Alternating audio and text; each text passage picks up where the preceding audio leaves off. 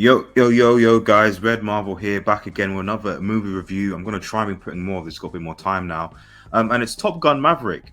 Top Gun Maverick, I know it's a bit late, but I've just watched it. I must confess, I've never watched the first movie, so I was going in blind. And I must say, this was a very, very, very good movie. I bet a few issues, and I'll come to that later, but overall, this was, for me, certainly one of the best movies. Of the year, to be honest. Like it was just that good. It was really, really good. But before we get into it, and bear in mind it's a spoiler discussion, if you need to channel to like, share, and subscribe to Red Marble, follow us on Twitter and Twitch as well.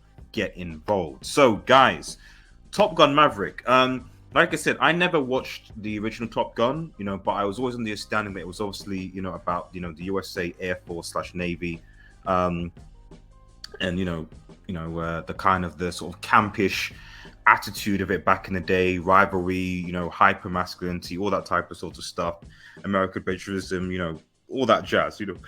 Overall, it seemed to have like quite a cult following. So, but I never watched it personally. So I was going into this movie thinking like, right, looking at the trailer, looking at it, and seeing how many people really liked the movie. I was thinking, okay, this sounds like it's good. It's gonna be good. Something going to be good. And it didn't disappoint. It really doesn't disappoint, to be honest. I mean, first impressions, this movie definitely felt that it was almost like a modern adaptation, a take. You find that Maverick, who's obviously played by Tom Cruise, who still looks ridiculously good for guys approaching 60. I don't know what it is, whether it's Scientology, whether he's taken something, but he looks really, really good and doing his own stuff. He's just great. One of probably the last movie stars or true movie stars, I think, in terms of acting ability. And I think he wrote this as well, which says a lot. But yeah, you follow obviously Maverick. He's obviously much older. He's the sort of idea of like this sort of modern military where you're introduced to the idea that okay, our flightless airplanes going to basically be the future. And Maverick kind of shows that know that they are, that you still need. It's not necessarily about the plane, it's actually about the pilot, the person in it. And there is something that human beings still have to offer, to the skies, basically, and that's his point. And then that obviously annoys his senior, who then ends up being sort of recalled to the sort of original Top Gun program, academy, whatever I think it is, where he's recruited basically to lead a mission, or at least teach a mission to some of the best young cadets. I see that's what they are, aspiring anyway, to basically achieve an objective, which was like destroying some uranium plant from a nameless kind of enemy. And we'll get to that a bit later. Fast forward, he obviously reunites his love interest, which is always cool. I could see that coming anyway. I could see that coming. Tension 10. You could see, that they were gonna get together, and that was really nice to see. Obviously, one of the one of the actors in the movie is the son of his former colleague who died basically in a plane accident, and he carried immense guilt for that. So, and you find out later in the movie that he actually stopped that his son from actually going into the Air Force. He actually held him back 4 years because ultimately he promised the colleague's wife that he wouldn't allow his son to basically go into the Air Force, before she died. And that's basically why he did it. And he had to carry that, and obviously the son had a lot of resentment towards Maverick for holding him back, basically. And that theme kind of plays out, and it's kind of a nice, okay, they're at odds, but then ends up being a very touching father-son moment. There's obviously, you got your diversity there, but it's not kind of like right in your face, which I think is sort of great.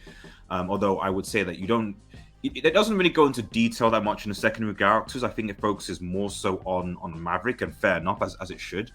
The cinematography in this movie is fantastic, I would say. Very, very good. You actually felt, even though you're like, it's Tom Cruise, he's going to be okay, it's going to be fine, what's the deal? You still felt this kind of like anxiety that, oh, come on, please, I hope it's going to be okay.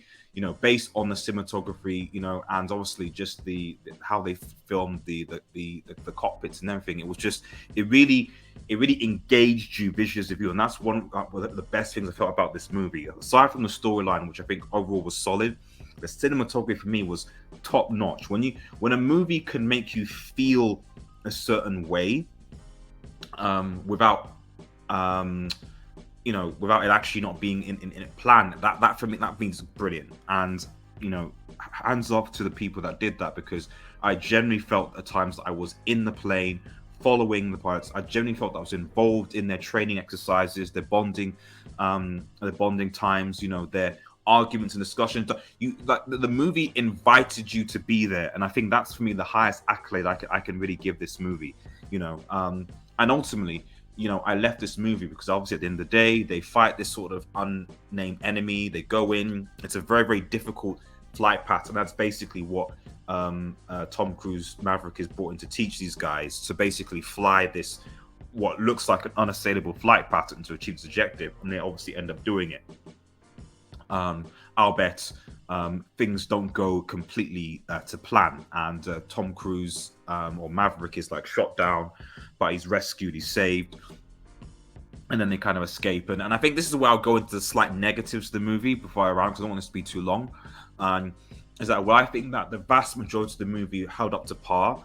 I didn't particularly like the last maybe 10 minutes. That felt like it devolved into kind of like superhero movie territory, where early on in the movie, they have a training exercise, and two of the cadets, I think Payback is one of them, end up getting in a accident and have to be taken to hospital to recover, only for like a day or so in triage. They're fine, but there was something from that, and they actually parachuted from their planes, ejected, sorry.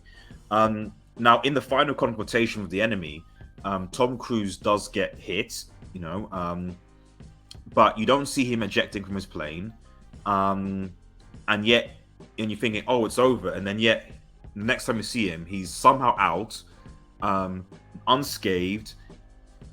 His brain his faculties are there.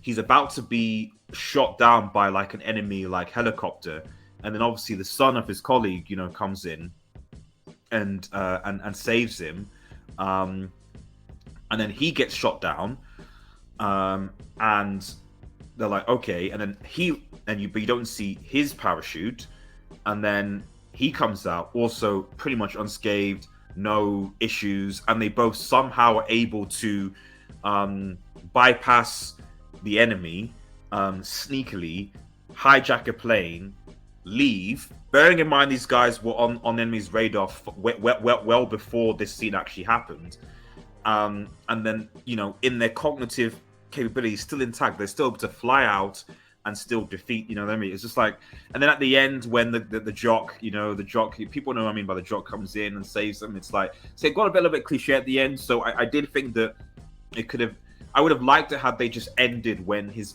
Tom Cruise's plane was just shot down, and then maybe ended it there, and then went straight to the ending, and then they basically reveal that actually no, Maverick was actually still alive, he was still there, etc.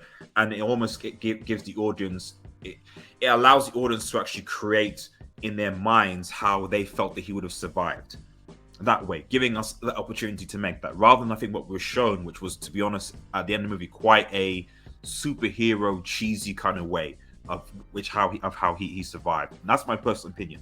And the other thing as well is just, it would have been nice to at least have had a bit more information about the name of the cinema. I get it, it's supposed to represent the sign of our times, but it would have been nice to have kind of had a bit more like, why exactly is this mission important? Like, what are these guys going to do with the uranium? Like, how are they going to cause problems for the world and then some? Like, because at times it was like, I was just thinking like, I mean, no one is in any real imminent danger here. Like, why are we, like, why are we going and doing this attack when no one, from what I understand, is in any real imminent danger or threat global-wise? Why are we preemptively doing this attack, which potentially is going to create further issues, because the enemy will eventually know about this attack and presumably will retaliate at some point, you know? So it would have been nice to have maybe a bit more backstory about the enemy, why, who, but it is what it is.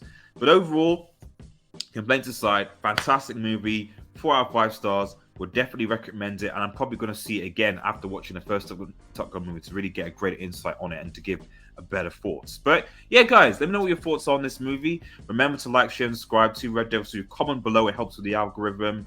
Have a nice day, everyone, and cheers.